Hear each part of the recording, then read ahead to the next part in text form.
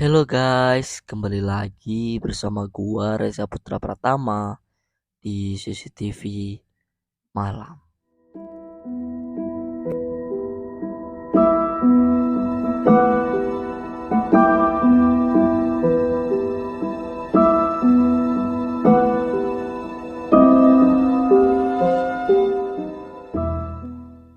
Seperti biasa di video kali ini, gua akan menceritakan pengalaman horor untuk menemani malam kalian guys. Dan cerita kali ini berasal dari seseorang yang menceritakan pengalamannya yang pernah dikejar pocong. Jadi seperti apa ceritanya? Alangkah baiknya sebelum kita mulai ke ceritanya, kalian subscribe dulu ke channel ini dan jangan lupa aktifkan lonceng notifikasinya agar gak ketinggalan setiap gua upload video terbaru. Dan jangan lupa juga like, komen, dan share agar gua semakin bersemangat lagi ke depannya. Dan ya, matikan lampunya, siapin kopi dan cemilannya. Kalau sudah, mari kita mulai ke ceritanya. Kejadian ini cukup lama dan cukup sulit untuk saya mengingat kejadian ini. Waktu itu saya masih kecil, sekitar kelas 3 atau 4 SD. Kami sekeluarga tinggal di satu kontrakan 3 petak dengan teras yang cukup luas. Di teras dibuatkan pagar bambu kecil. Karena memang hanya cuma ada satu kamar, jadi kami tidur bersama. Ayah dan ibu dan satu adikku perempuan. Malam itu seperti biasa, aku tidur jam 9 malam sehabis belajar. Biasanya aku cuci kaki, sikat gigi lanjut tidur. Malam itu tidurku cukup lelap. Sampai pada tengah malam sekitar jam 12 aku terbangun. Aku melihat ke kanan dan ke kiri, cuma ada adikku saja. Pikirku, kemana orang tuaku? Aku memeriksa ruang tamu dan dapur, tapi tidak ada siapapun. Mungkin orang tuaku pergi ke rumah temannya, ujarku dalam hati. Biasanya orang tuaku selalu pergi ke rumah temannya untuk sekedar mengobrol, minum kopi sampai pagi. Dan aku tahu rumah tante itu. Aku berencana mau menyusul orang tuaku ke rumah tante karena pikirku biasanya kalau di sana mereka suka bakar-bakar ikan atau jagung. Lumayan kan bisa makan gratis. Karena memang aku lapar malam itu. Tanpa berpikir panjang, aku keluar rumah menutup pintu dan berjalan keluar. Perjalanan lumayan jauh, tapi tidak jauh juga. Cuma perjalanan harus melewati kampung yang masih cukup jarang rumah. Lebih banyak pohon pisang dan pohon bambu. Minimum penerangan jalan karena lampu cuma ada di rumah warga. Juga jalan yang masih tanah, tidak rata, berlubang dan sama sekali tidak diaspal. Kebayangkan jalan itu kalau dilalui sepeda atau motor tidak bisa melaju dengan cepat. Dalam perjalanan aku berjalan pelan, menyeret sandal, kadang jinjit seperti tidak berjalan cepat. Karena aku harus memilih jalan yang cukup baik untuk dipijak. Aku mendengar ramai sekali suara orang-orang berbincang, seperti ada suara TV, ada tangisan anak kecil. Pikirku ini seperti jam 7 malam masih sangat ramai. Padahal ini jelas tengah malam. Aku menoleh ke kanan ke kiri. Sepi-sepi saja. Rumah tidak ada yang terbuka pintunya. Bahkan rumah warga sekitar mati semua lampunya. Hanya lampu teras saja yang menyala. Sudah tidur semua kayaknya orang-orang. Seperti ada yang janggal, ucapku dalam hati. Tapi aku tidak mau terlalu menggubris kejadian itu.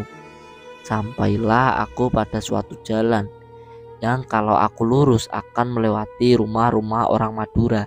Kenapa begitu? Karena banyak gerobak sate di depan rumah-rumah itu. Tapi di sekitar pemukiman Madura itu ada 4 kuburan keluarga yang bagiku siang saja aku lewat cukup menyeramkan. apalagi malam hari. Ah, aku tidak mau lewat situ. Mending aku belok kanan saja. Setelah berbelok, aku mulai merasakan lebih was-was. Kok seperti ada yang memperhatikanku, tapi tidak ada orang satupun. Aku tengok kanan dan kiri. Ini aneh juga rasanya. Pikirku, kenapa angin malam ini semakin dingin, seperti mau hujan dan cukup kencang.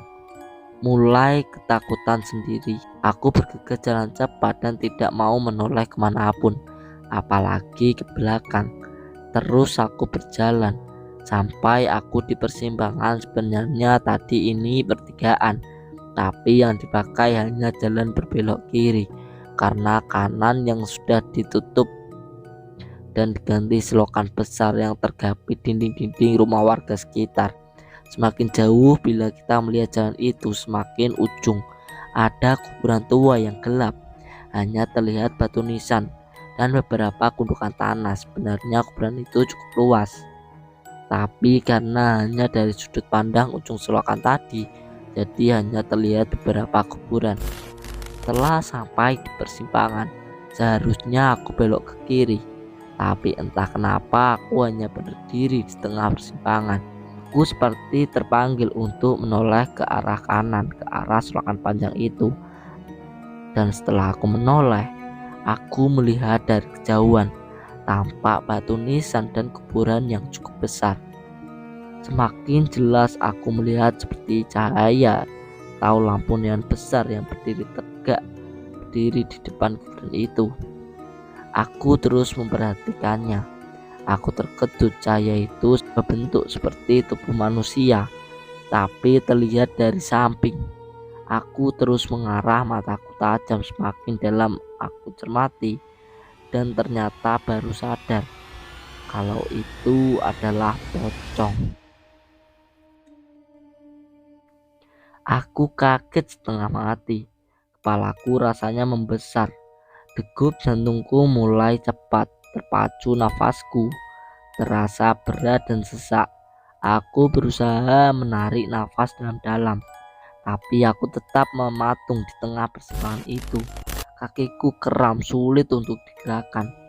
Susah rasanya untuk memalingkan mata ini. Aku hanya berfokus pada sosok itu di ujung sana. Dan celakanya, sosok itu menggerakkan tubuhnya dari yang tadi aku melihat dari samping menjadi tepat beradab di arahku. Aku semakin frustasi, tapi di sisi lain aku tidak bisa bergerak. Entah kenapa aku berkeringat dan gemetar sekujur tubuh, terutama kakiku. Aku jelas melihat sosok itu, walau dari kejauhan aku melihat wajahnya yang hitam pekat semua, dengan ikatan di atas kepalanya yang jelas terlihat. Tapi semakin lama aku melihat sosok itu, semakin mendekat sepertinya. Ia terbang dengan sangat pelan mendekatiku.